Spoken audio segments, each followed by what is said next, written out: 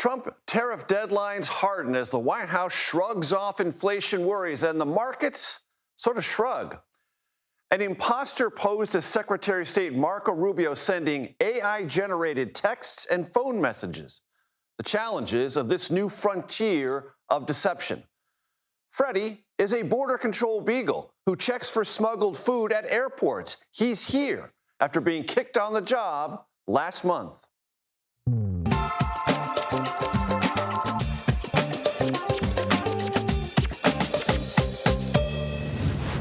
Hello, everyone. I'm Major Garrett in Washington. Welcome to the Takeout. President Trump conducted a 1-hour, 45-minute cabinet meeting in front of cameras today. It was the 6th of the year and the second without Elon Musk, a former chummy, high-visibility, cost-cutting advisor to the president who's now taking up residence in a sort of third-party Trumpian doghouse. The president and arrayed cabinet secretary took lots of questions, a laudable illustration of how this administration thinks and works. Of course, that is if you can cut through the backslapping and boosterism that sort of pervades events like this. What struck me about today is this: not one question, not one comment from the president or anyone on his team about the future of health care in America. Pending cuts to Medicaid, now the law of the land could knock nearly 12 million people off the rolls. Changes to Obamacare could reduce care to some 5 million more. Rural hospitals may close. In what numbers, we don't know. But hospitals in Maine, Pennsylvania, North Carolina, Minnesota, and Michigan are already bracing for what they fear will be the worst. We will take a closer look at this in just a moment. Most of the questions posed to the president and his cabinet secretaries today were on tariffs, the Texas floods, and the Middle East. And we will get to those in precisely that order. I want to start tonight with Ed O'Keefe of the White House and Kelly O'Grady in New York. Ed, great to see you. Thanks for joining us. It looks a little stormy out there on the north lawn of the White House, at least a little blustery. And it is clear, based on the exchange you had with President Trump yesterday and what he said today, that this idea of a hard Trump tariff deadline continues to evolve. It's about as firm as Jell-O, Major, based on comments he made last night and today. Are the letters he sent to leaders the final offer or subject to negotiation? And how hard a deadline is August 1st? Watch his answers from last night and from that epic cabinet meeting today. Is the August 1 deadline firm now? Is that it? I would say firm. No, I would say firm, but not 100% firm. If they call up and they say, would like to do something a different way, we're going to be open to that. August 1st, they pay. And everybody pays. Everybody has to pay. And the incentive is that they have the right to deal in the United States. If they don't want to, they don't have to pay, and they don't have to deal here. That's why the Japanese Prime Minister today called these letters regrettable, why there were emergency meetings in South Korea, and why the stock markets are no fan of this and continue to be rattled by this new deadline and the messages telling these countries you got a 25 to 40% tariff, take it or leave it. Well, Kelly, what's the Jell-O effect on economics, the markets, and what tariffs may or may not mean for American consumers? Yeah, I like to look at that in three different ways. I mean, when you think about the actual economics, the trade piece of this, these shifting deadlines have meant that there were wild swings in imports and exports, which, as we know, really did impact first quarter GDP. Jury's still out on the second quarter. Then you think about the investor piece of this. You see the Dow down tepidly today, not much of a tantrum from investors. And that's because, I know I say this word a lot, Major, but they're becoming more comfortable with uncertainty. A lot of investors I spoke to, I was actually just down at the New York Stock Exchange an hour ago for the closing bell, were saying, well, we just keep seeing this moved out. And so there's hope that that deadline isn't as firm as the president says it is. Then, though, I look at businesses and the consumer. I was looking at the Small Business Optimism Index that came out today, and businesses have seen inventory piling up that they're really concerned about because consumers are worried with all of this economic uncertainty and they're pulling back in spending. So investors shrugging it off, but there are material impacts to businesses and consumers that are trying to plan. Ed, we're going to talk in greater length with our colleague Caitlin Huey-Burns about Benjamin Netanyahu's visit to Capitol Hill, but he's coming back to the White House tonight. Israel is one of those countries trying to negotiate a trade deal. Is there anything in the offing there or with lots of other countries? Because the administration keeps promising big deals to be announced. Anything we're expecting? Well, remember, the original vow was 90 deals in 90 days. And he was asked about that and essentially said, oh, no, we've got them. But then at other points has suggested, well, there's so many countries we can only really negotiate with the big ones. That's why we're sending out these letters. We've been anticipating announcements of a deal with India, with Japan, with South Korea, who got letters telling them they've got 25 or 35% tariffs. There's the ongoing talks with the European Union. There's a hope of getting a deal by next week with Canada. Nothing yet on Mexico. But all of these are your biggest trading partners and ones that you would think would be putting together something. The thing is, these talks often, traditionally, take months, if not years, to be fully negotiated and then implemented. The current USMCA, the Mexico, Canada, United States trade agreement, for example, took more than a year, was the subject of great negotiation and political intrigue in all three countries. You can't expect that kind of thing is going to get negotiated in just a matter of days now, with only a handful of administration officials with the leverage or the permission to be negotiating something like that. And then there's the fact that today he threatened a 50% tariff on copper imports and potentially 200% tariffs on imported pharmaceuticals. There are a lot of European countries that make our drugs, for example. How do those sectoral tariffs, as they call them, potentially affect ongoing talks with those other countries, especially if copper or pharmaceuticals are one of their big exports? We'll have to wait and see. Kelly, the Council for Economic Advisors to President Trump released a report this morning that said the tariffs have had no inflationary effect from December until May of this year. And that was pointed to by the White House as evidence that there's nothing to worry about. There is no inflation specter here. How should we think about that report and what it may or may not tell us about this entire dynamic? Well, that's exactly why there's a lot of pressure on Chair Powell to cut interest rates, because in the inflation data, it hasn't really shown up yet. But businesses, we know, are paying those tariffs, the revenue that the White House keeps touting. So someone is taking a hit here, and eventually that gets passed on to consumers. So we expect in the next few months, when businesses were able to front load and not have to pass that tariff on to the consumer, that will be coming.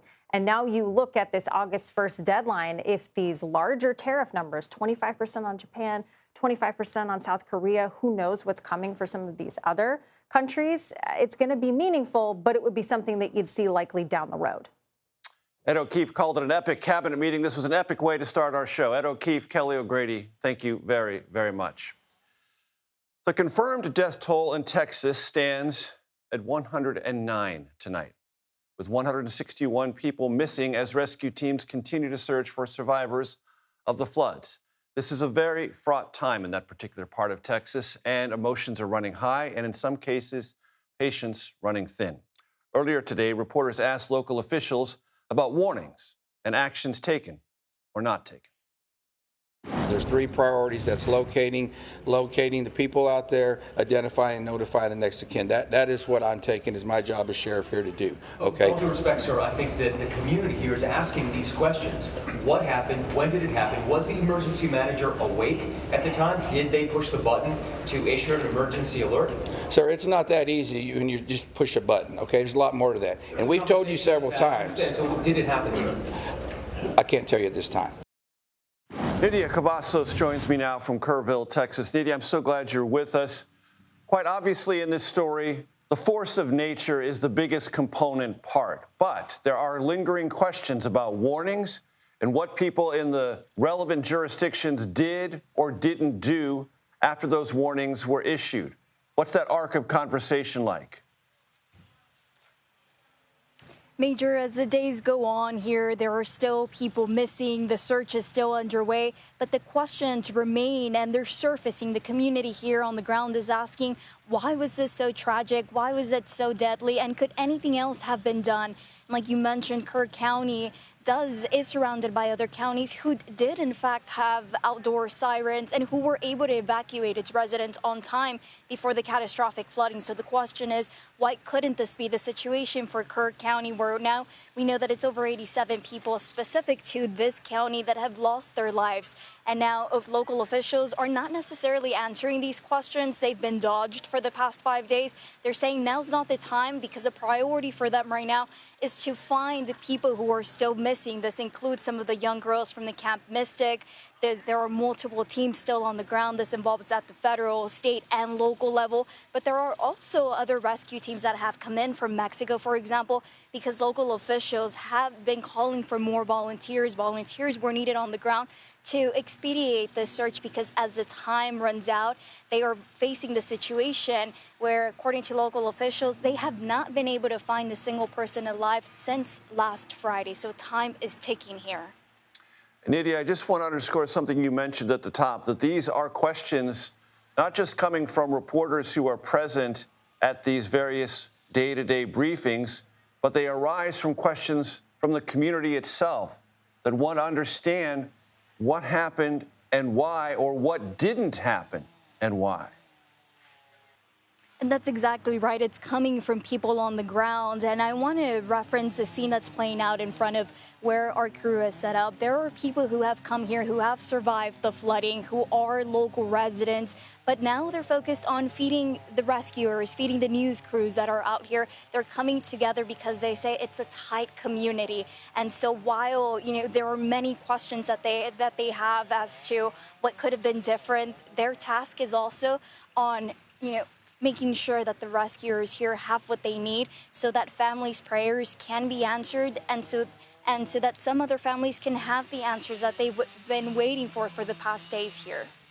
Nydia Cavazos, I'm grateful you're on the scene for us. Thank you so much for your reporting. Turning now to Capitol Hill, where Israeli Prime Minister Benjamin Netanyahu met with House Speaker Mike Johnson. He is back, that is to say Netanyahu, at the White House tonight for another meeting with President Trump. Caitlin Huey-Burns joins me from Capitol Hill. Caitlin, when I play you sound from the Israeli Prime Minister from last night about the future of a possible two-state solution, meaning a state for Palestinians governed by themselves. Let's listen. I think Palestinians should have all the powers to govern themselves, but none of the powers should threaten us. And that means that certain powers, like overall security, will always remain in our hands. Now, that is a fact, and no one in Israel will agree to anything else. Caitlin, as you know, that is a different definition of a two-state solution. That is Palestinians governing themselves, but all security aspects overseen, if not controlled, by the Israelis. That's going to be a very difficult needle to thread. Absolutely, because it has been long-standing U.S. policy to have a two-state solution. Netanyahu came to Capitol Hill today to try to kind of shore up support among lawmakers, because you may remember several weeks ago when the U.S. made those strikes against Iran, there were some bipartisan calls up here on Capitol Hill for lawmakers to have a say and to kind of try to have a say in the president's powers here. That has since dissipated, Major, because it seems like that strike was a limited one. So while lawmakers are making their way back to Washington today, that doesn't appear to be top of mind for them. But still, it's significant that Netanyahu was up here because he is one of the few world leaders who's actually given an address to a joint session of Congress. You may remember last year he came up here again to shore up support. He finds a very friendly audience among Republican lawmakers. So when he met with Johnson today, that was kind of the atmosphere here. But you also mentioned that Netanyahu is going to the White House this evening, and that comes at the expense of his meeting that he was supposed to have with senators up here on Capitol Hill as well. That will be postponed until tomorrow. It will be similar to what we saw today, a meet and greet with leaders here, but also with Democrats as well. Chuck Schumer was supposed to participate in that meeting, too. There's an anticipation, Caitlin, within the White House, and I wonder if it's present on Capitol Hill, that the end of Israeli military actions in Gaza might be somewhat near. There's a big emphasis on creating not only a ceasefire, but the return of living and dead hostages, How does that all feel up there? That's right. I mean, Republicans up here are echoing the president's wish to have this come to a swift conclusion. The question is how. And Netanyahu took several questions from reporters up here on Capitol Hill, and he was asked about details for a more permanent ceasefire, and he was very tight-lipped, saying that this is something that he's talking about with the White House. He mentioned those mediators, that they have agreed to some kind of deal, but the conditions we inferred from him still remain, that nothing can happen until the hostages are released, in his words. So we're waiting to hear the details, some of which may be ironed out a little bit more, at least in public view, later tonight. But again, tight-lipped about what that might actually look like. And the military campaign by the Israelis in Gaza continues. Caitlin Huey-Burns on Capitol Hill, thank you so very much. Still to come, Freddy is here, an adorable Customs and Border Patrol agent injured on the job in June. He heads back to work tomorrow. We'll explain. Caitlin Clark is a superstar who shuns, or at least tries to shun, some of the spotlight. A new book looks at Clark's role in bringing TV ratings and new fans to the WNBA. The new Trump economic law means changes for health insurance. Who could lose coverage? We'll examine potential consequences in the Takeout Takeaway. That is next.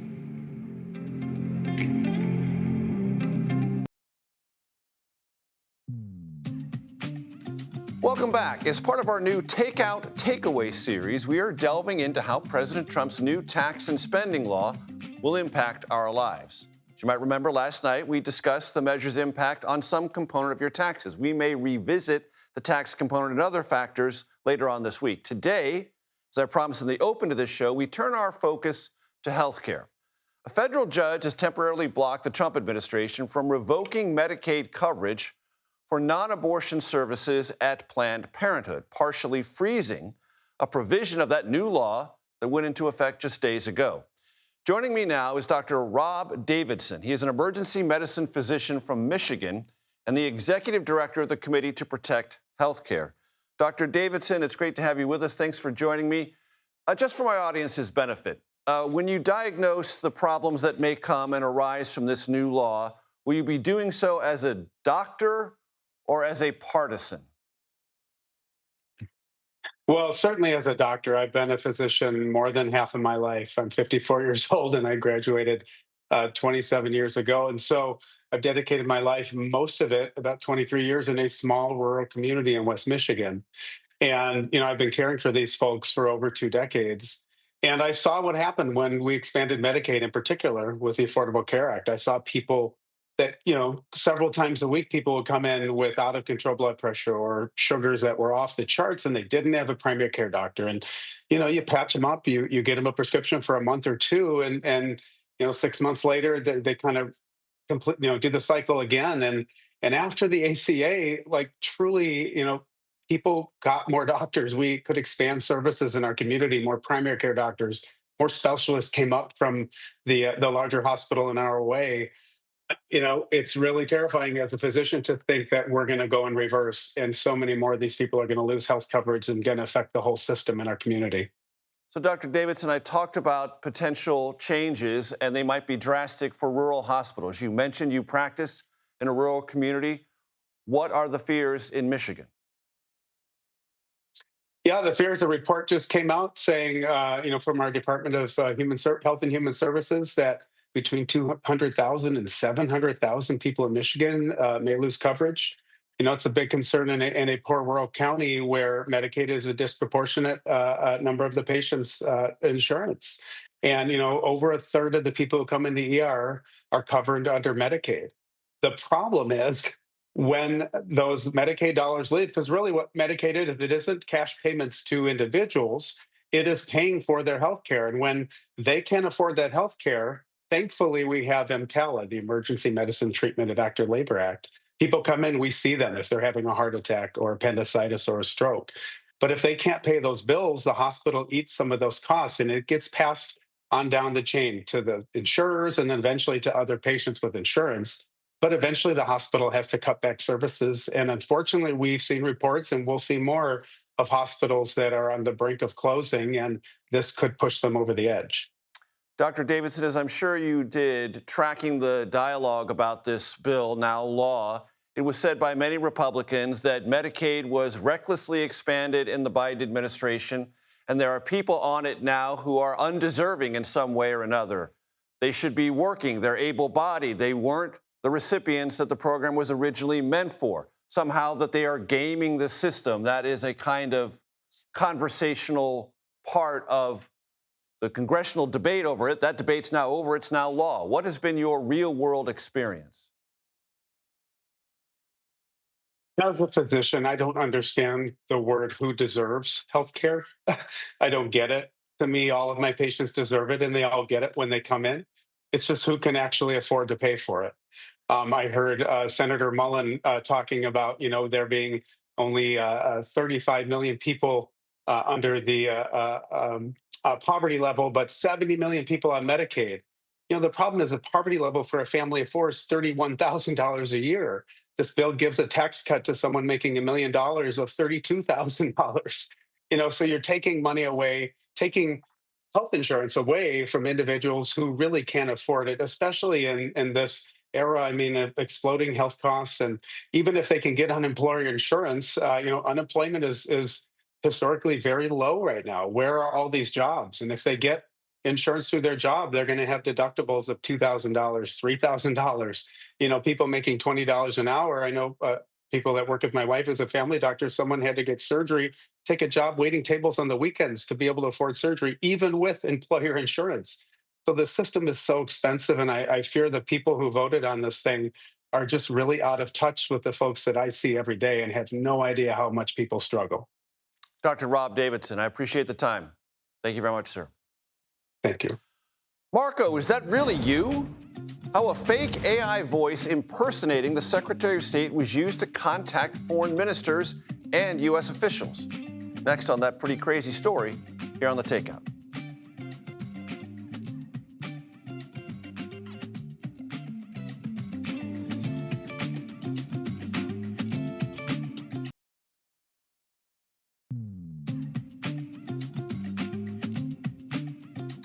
Welcome back to The Takeout. Thanks for hanging out with us. Here is a look at what else we, and now you, are watching this evening. The Supreme Court has cleared the way for President Trump's plans, emphasize plans, to downsize the federal workforce. The High Court lifted a lower court order that had temporarily blocked the administration from taking those steps without approval from Congress. Agencies may move forward with their plans for downsizing, but the implementation still subject to legal challenges. In exclusive reporting from our own Caitlin Huey-Burns, Massachusetts Democratic Senator Elizabeth Warren, a prominent liberal, and Montana Republican Senator Tim Sheehy, an up-and-coming MAGA conservative, are teaming up to try to save the Pentagon some money.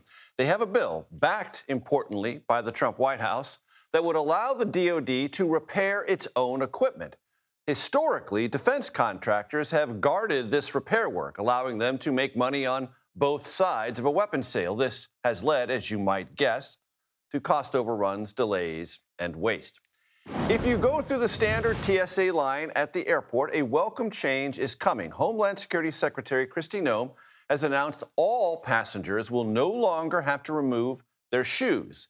Shoe inspections started in 2006 after an al-Qaeda member attempted to detonate explosives packed in his shoes while aboard an American Airlines flight from Paris to Miami.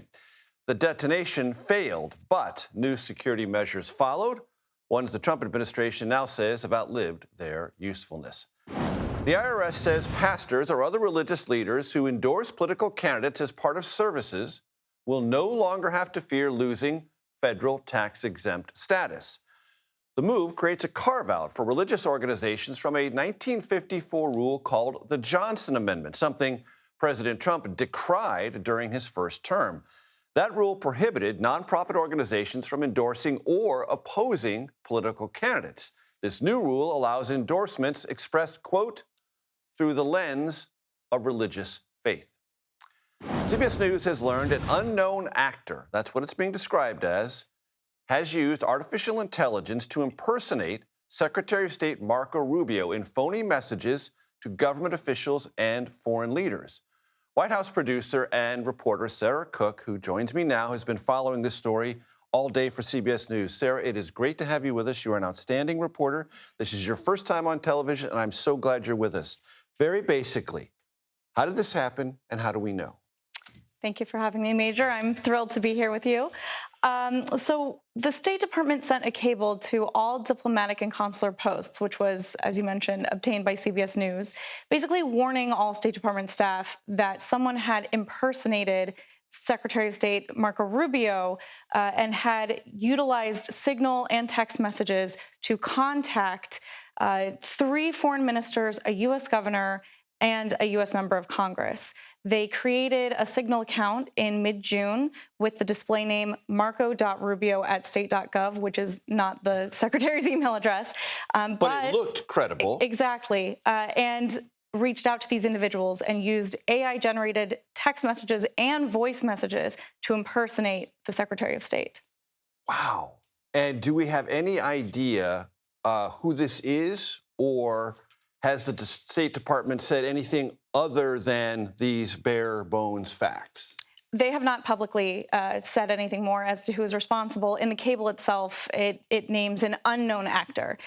We reached out to the State Department for comment on this as well, and they told us that they were not going to be providing many details because this is under investigation at this time.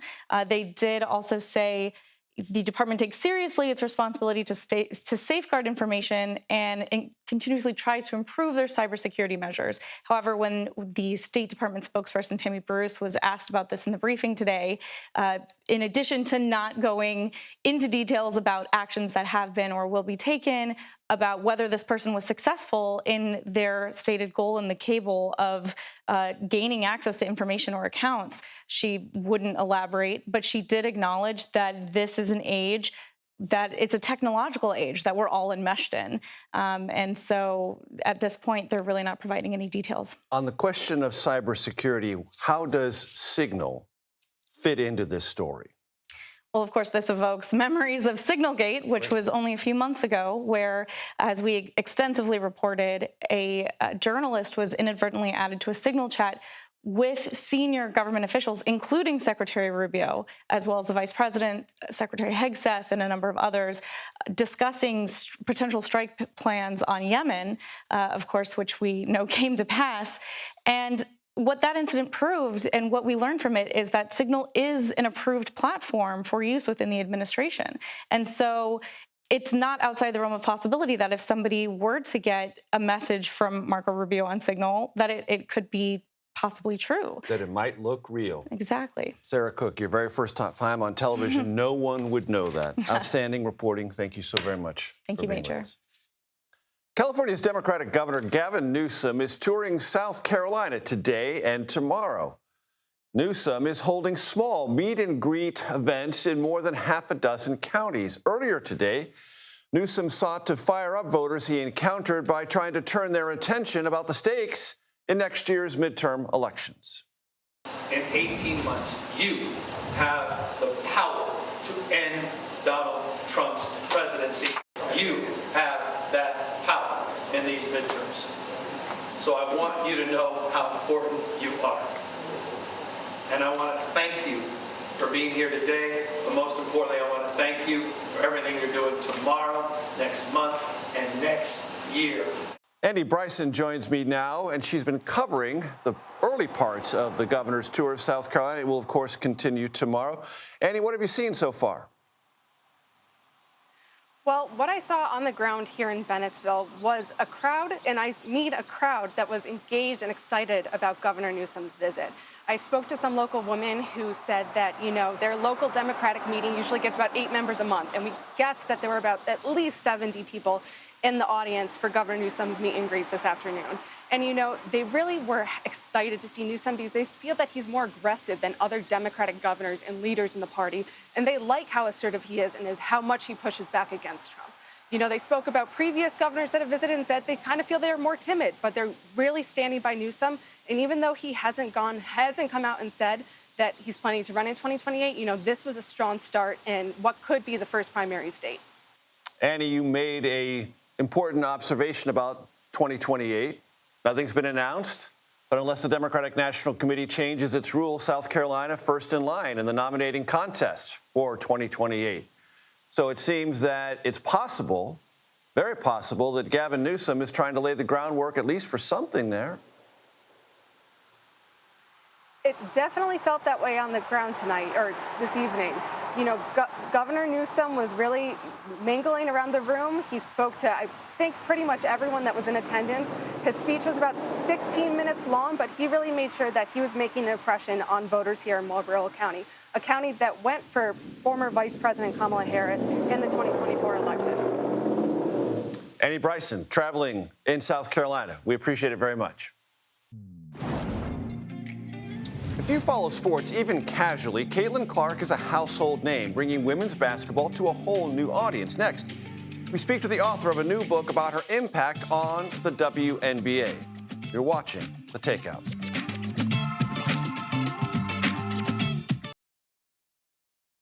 Caitlin Clark is a supernova, the likes of which we've never seen. Her game resonates with people that love basketball. My mom has never cared about sports. She's planning her day and night around this. That's the kind of impact that Caitlin Clark is having.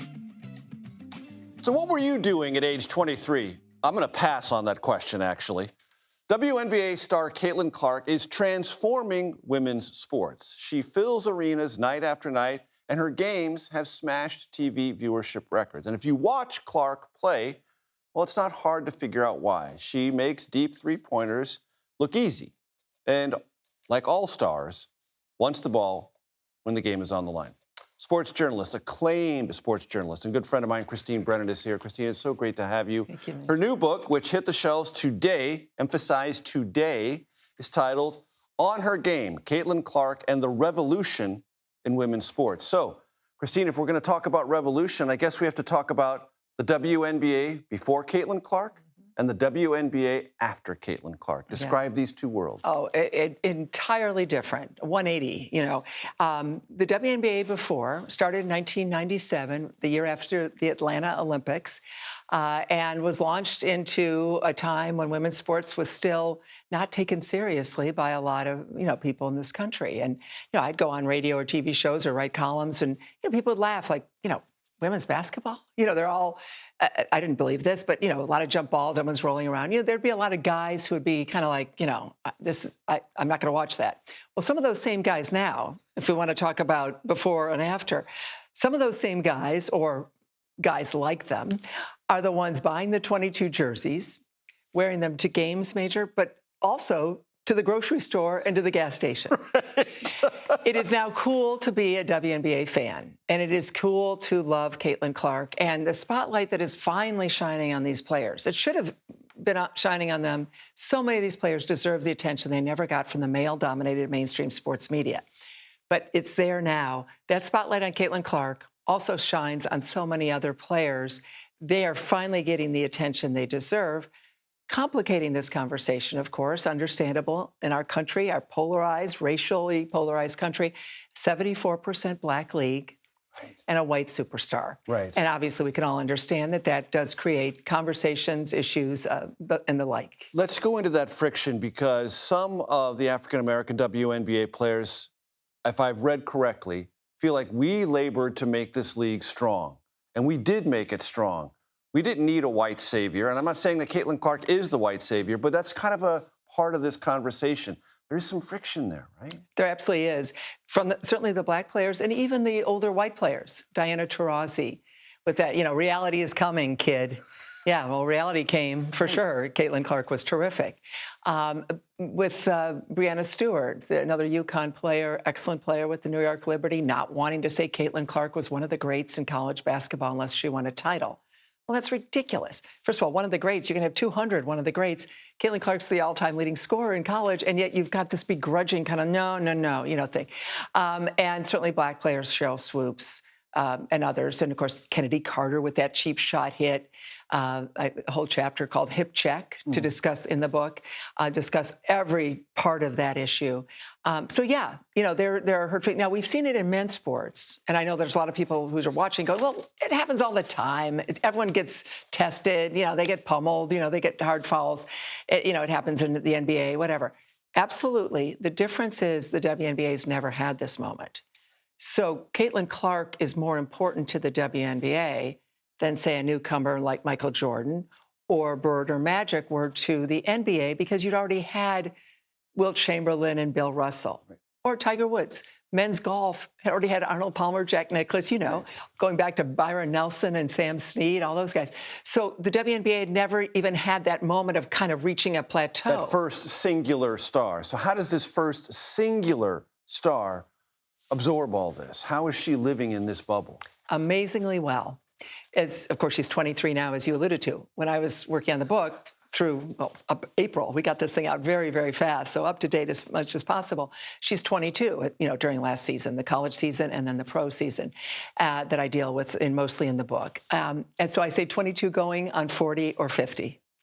Just unbelievable poise, having the world thrown at her. What do you think of racial issues? What do you think of politics? As you know, I've covered sports a long time, and I've dealt with a lot of athletes who have not loved questions by me or others, and they've been kind of bored, or I'm not talking about that, or I'm done, or whatever. Caitlin Clark never does that. Never. And she was interviewed as much as any athlete was last year, because she went right from the college limelight. 4 million more people watching the women's final than the men's final. I can't even believe I said that sentence. It's been over a year now. 4 million more watching the women's NCAA final than the men's the next night because of Caitlin Clark. Goes right 8 days off and right into the WNBA draft. So she was around all the time, answered every question, morning, noon, and night, sometimes 3 a days, as accessible as anyone I've ever seen, as appreciative, Major, as any athlete I've seen in terms of what she's been given and her role as a role model, signing all those autographs, diving into the crowd before games, after games, boys and girls. Truly, like the perfect person at this time. Congratulations on the book, Christine Brennan. Thank you. Thank you so very much. Freddy the Beagle, a Customs and Border Protection canine, was violently kicked by a traveler last month at Dulles Airport in Virginia. How the good boy's doing now? Freddy joins me right here on set. That's next.